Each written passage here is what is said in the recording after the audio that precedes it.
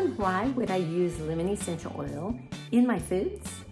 Well, first of all, lemon essential oil comes from the rind of the lemon, so it's very different than the juice, which comes from the inside of the lemon. The rind has completely different properties, and this is a powerful oil for detox, for actually pulling those petrochemicals from your cells and then helping them export. So I love adding lemon essential oil to my water, especially because that's how we flush. It actually accelerates the benefits of water.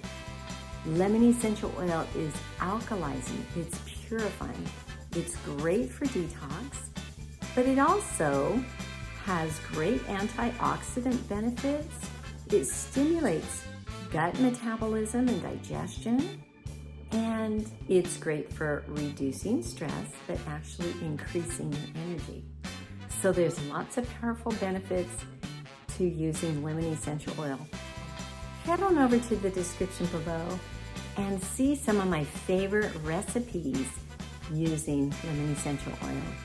And then start using it today, because not only is the flavor superb, but it has such powerful benefits that you'll want to be adding it to your water and to your food every day.